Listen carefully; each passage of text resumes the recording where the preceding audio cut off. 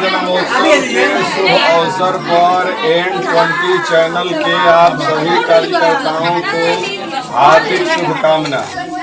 और कृष्ण जन्माष्टमी के शुभ अवसर पर हम यही कहेंगे, भगवान एक अवतारिक पुरुष थे और अवतार लेकर पूरे समाज को इन्होंने जो एक सूत्र में पिरोने का काम किया, सबको एक सूत्र में पिरो कर लेकर चलने वाले दिन दुखियों के दुख में बिना विलंब किए सहायता करने का कार्य करते हैं, जिनसे आज हमें इन बातों का सबक लेना है और भगवान श्री कृष्ण के बताए हुए राहों पर चलेंगे, तभी जाकर हम समृद्ध हमारा राष्ट्र समृद्ध हो सकता है और हम अपने जीवन पथ पर आगे बढ़ सकते हैं। भगवान की ऐसी तो बहुत सारी लीलाएं हैं, उन लीलाओं की चर्चा की जाए तो घंटों समय लग जाए, लेकिन आज जन्मोत्सव है और जन्मोत्सव के संबंध में यही कहेंगे कि उनकी बाल लीला बड़ी ही सुंदर थी। अपने छोटे छोटे मित्रों के साथ, ग्वाल बालों के साथ गाय चराना, फिर संदीपनी ऋषि के यहाँ पढ़ने जाना और एक तरह का इतना सुंदर वातावरण को तैयार करना, फिर समाज को भय से मुक्त करना और पर्यावरण, आज चल रहा है जल जीवन, जल ही जीवन है, जल संरक्षण अभियान चल रहा है पूरा देश। जल को शुद्ध करो, नमामि गंगे प्रधानमंत्री चला रहे हैं, लेकिन श्री कृष्ण भगवान इस जल को विशुद्धिकरण करने का कार्य अपने समय ही किए थे। जल में जब उनको पता चला कि जमुना जी में कालिया नाग है, तो उसको नाथ कर और जल के जहरीले पदार्थ को निकाल कर जल को शुद्ध करने का कार्य किए। आज इस पर पूरा विश्व कार्य कर रहा है। वन और पर्यावरण की चर्चा अगर की जाए, वन और पर्यावरण पर पूरा विश्व चिंतित है कि वन और पर्यावरण की रक्षा कैसे की जाए। तो उस जमाने में द्वापर युग में भगवान श्री कृष्ण ने कहा कि यह कदम का पेड़ अगर माँ होता जमुना तीरे, मैं भी उस पर बैठ कर या बनता धीरे धीरे। और जो वृंदावन है उसका नाम वन क्यों रखा गया और कोई नामकरण हो जाता। मानो भगवान श्री कृष्ण अपने जमाने में यह संदेश दिए कि जन जीवन हरियाली योजना को लाओ, वन को बचाओ, जमुना को बचाओ, गंगा को बचाओ, जल को बचाओ, बेटी को बचाओ, बेटी को पढ़ाओ।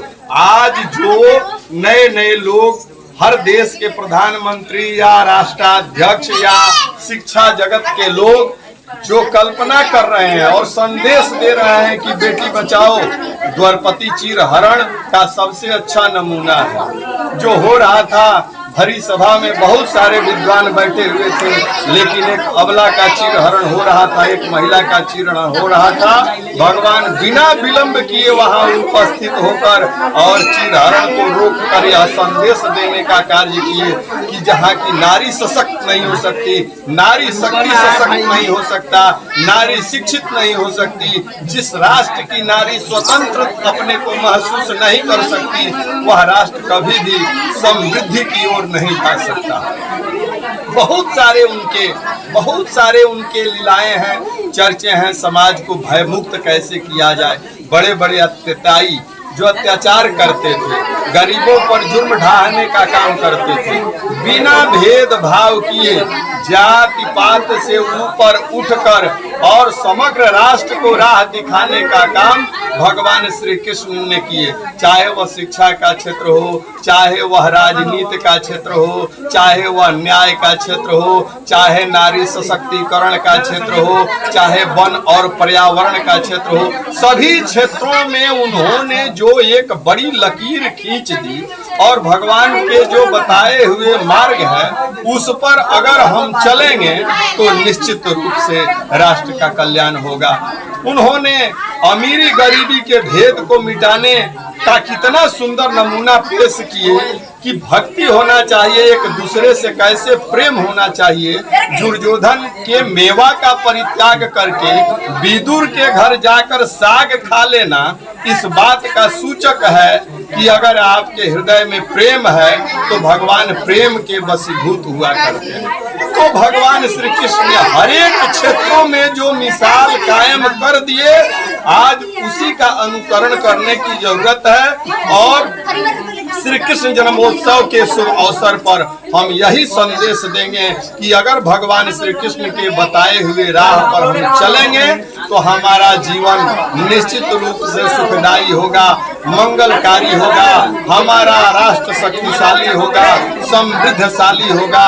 और एक इस गांव के पुरोहित होने के नाते पूजा कराने का कार्य का जो दायित्व हमको मिला हुआ है उसका भी बखूबी निर्वहन करते हुए अंत में यही कहेंगे कि सर्वे भवन्तु सुखिनः, सर्वे सन्तु निरामया, सर्वे भद्राणि पश्यन्तु मा कश्चित् दुःख भाग्य भवेत्। सभी लोग सुखी होवें, समृद्धि को प्राप्त करें, खुशहाल रहें, भगवान की आशीर्वाद सब पर बनी रहे। जय श्री कृष्ण, जय माधव, जय केशव, जय मधुसूदन।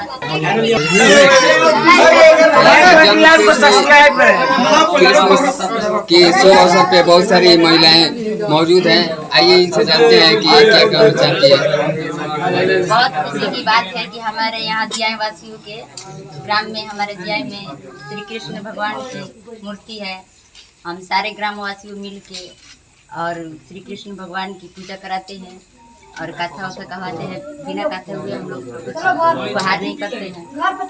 जी धन्यवाद।